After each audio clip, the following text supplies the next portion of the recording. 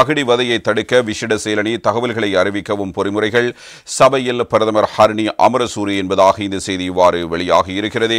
எனவே பகிடிவதை மூலம் ஏற்படுகிற பிரச்சினைகள், அண்மை காலமாக ஏற்பட்டு வருகிற நெருக்கடிகளுக்கு ஒரு தீர்வாக இந்த விடயத்தினை இவ்வாறு பிரதமர் முன்வைத்திருப்பதான செய்தியாகவே இதனை நாம் அவதானிக்கக்கூடியதாக இருக்கிறது. அந்த வகையில் பிரதமர் தெரிவித்த கருத்து குறித்து இப்போது நாங்கள் அவதானத்தை செலுத்தும் போது, பல்கலைக்கழகங்கள் மற்றும் உயர்கல்வி நிறுவனங்களில் இடம்பெறுகின்ற பகிடிவதைகள் மற்றும் ஆண் பெண் சமத்துவம் தொடர்பான துன்புறுத்தல்கள் சம்பந்தமான சுற்றுநிருபத்தை முழுமையாக மறுசீரமைப்புக்கு உள்ளாக்கி அதில் உள்ள குறைபாடுகளை நிவர்த்தி செய்வதற்கு யோசனைகள் முன்வைக்கப்பட்டுள்ளதாகவும், பகிடிவதைகளை தடுப்பதற்காக பல்கலைக்கழக மானியங்கள் ஆணைக்குழுவினால் விசேட வேலை திட்டங்கள் ஆரம்பிக்கப்பட்டுள்ளதாகவும் கல்வி அமைச்சரான பிரதமர் ஹரணி அமரசூரிய இவ்வாறு கூறியிருக்கிறார். பல்கலைக்கழகங்கள் மற்றும் உயர்கல்வி நிறுவனங்களில் இடம்பெறும் பகிடிவதைகள் தொடர்பிலும் இது தொடர்பில் அரசாங்கம் முன்னெடுக்கும் நடவடிக்கைகள் என்ன என்றும் பாராளுமன்றத்தில் நேற்று ஆளும் கட்சி பாராளுமன்ற உறுப்பினர் சுஜீவ திசாநாயக்கவினால் பிரதமரிடம் முன்வைக்கப்பட்ட கேள்விகளுக்கு பதிலளிக்கும் போதே பிரதமர் இவ்வாறு கூறியிருக்கிறார். பிரதமர் இது தொடர்பில் கருத்து வெளியிடும் போது, பல்கலைக்கழக சட்டத்தின் கீழ் நாட்டில் அமைந்துள்ள 17 பல்கலைக்கழகங்களில் எந்த பல்கலைக்கழகத்திலும் பகிடிவதை தடை சட்டத்தின் கீழ் கடந்த 5 வருடங்களில் எவ்வித வழக்கும் தொடரப்படவில்லை. இதேவேளை உயர்கல்வி நிலையங்களில் பகிடிவதைகளை தடுப்பதற்காக எம்மால் பல்வேறு வேலைத்திட்டங்கள் தயாரிக்கப்பட்டுள்ளன. பல்கலைக்கழக மானியங்கள் ஆணைக்குழுவின் ஆண் பெண் சமத்துவத்துக்கான மத்திய நிலையத்தால் யோசனைகள் முன்வைக்கப்பட்டுள்ளன. இது தொடர்பான முதலாவது சட்ட வரைப்பு 2024 ஆகஸ்ட் மாதத்தில் உயர்நீதிமன்றத்தில் இடம்பெறும் வழக்கொன்றின் யோசனைகளாக பல்கலைக்கழக மானியங்கள் ஆணைக்குழுவால் முன்வைக்கப்பட்டிருக்கின்றன.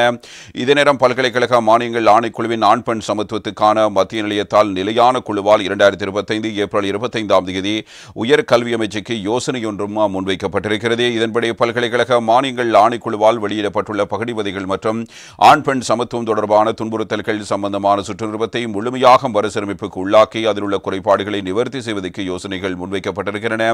அத்துடன் முறைப்பாட்டு செயற்பாட்டு பொறிமுறை மிகவும் பயன்படுத்துவதற்கு யோசனை முன்வைக்கப்பட்டுள்ளன. இப்போது துரித தொலைபேசி இலக்கத்தை 24 மணி நேரமும் செயற்படுத்துவதற்கு நடவடிக்கை எடுக்கப்படவிருக்கிறது. அத்துடன் சகல பல்கலைக்கழகங்களிலும் பகிடிவதைகளுக்கு எதிரான அணிகளை அமைத்து ஆண் பெண் சமூக சமத்துவ குழுவின் கீழான இணைக்குழுக்களின் ஊடாக வலையமைப்புகளை உருவாக்கி பகிடிவதை தொடர்பான தகவல்கள் கிடைத்தவுடன் சம்பந்தப்பட்ட அதிகாரிகளுக்கு அறிவிக்கும் பொறிமுறைகள் தயாரிக்கப்பட்டிருக்கின்றன. இவற்றை செயற்படுத்துவதற்காக மானியங்கள் ஆணைக்குழுவினால் விசேட குழு ஒன்றும் அமைக்கப்பட்டுள்ளது என்பதாக பிரதமர் ஹரணி அமரசூரிய நேற்றைய தினம் நாடாளுமன்றத்தில் இவ்வாறு குறிப்பிட்டிருக்கிறார். இதே நேரம் பிரதமரால் குறிப்பிடப்பட்ட மற்றொரு முக்கியமான விடயமாக அமைவது 5ஆம் தர புலம்பெயர் பரீட்சை தொடர்பிலான விடயம். எனவே இது தொடர்பில் மிக நீண்ட காலமாகவே பல்வேறு கருத்துக்கள் முன்வைக்கப்பட்டிருந்தாலும் கூட தேசிய மக்கள் சக்தி அரசாங்கம் ஆட்சிக்கு வந்ததற்கு பிறகு அது நிறுத்தப்படும் என்பதான தகவல்கள் வெளியாகி இருந்த நிலையில் இப்போது பிரதமர் ஹரணி அமரசூரியர் முக்கியமான கருத்தினை வெளிப்படுத்தி இருக்கிறார். 5ஆம் தர புலம்பெயர் பரீட்சை ரத்து செய்யும் நோக்கம் தற்போதைக்கு இல்லை என்பதுதான் அவருடைய கருத்தாக அமைகிறது.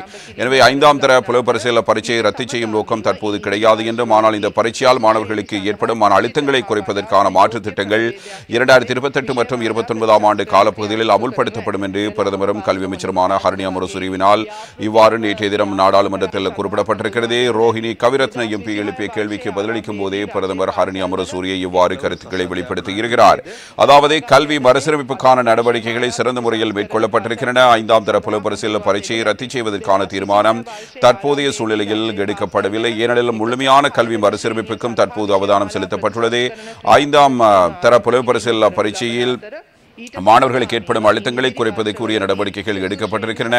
அந்த கொள்கை திட்டங்கள் 2028 மற்றும் 29ஆம் ஆண்டு காலப்பகுதியில் நடைமுறைப்படுத்தப்படும். அபிவிருத்தி உத்தியோகத்தர்கள் சேவை விவகாரம் நீதிமன்றத்தில் விசாரணைக்கு உட்படுத்தப்பட்டிருக்கு. இந்த பிரச்சினைக்கு தீர்வு காண்பதற்கு நீதிமன்றத்துக்கு நகர்த்தல் பத்திரம் ஒன்றை தாக்கல் செய்வதற்கு அமைச்சரவையில் கொள்கை ரீதியில் தீர்மானம் எடுக்கப்பட்டிருக்கிறது. எனவே நீதிமன்றத்தின் தீர்ப்பு கிடைக்கும் வரையில் அரசு நிர்வாக கட்டமைப்பில் எவ்வித தீர்மானங்களையும் எடுக்க முடியாது என்பதாகவும் இவ்வாறு பிரதமர் ஹரணி அமரசூரிய கருத்துக்களை முன்வைத்து பேசியிருக்கிறார்.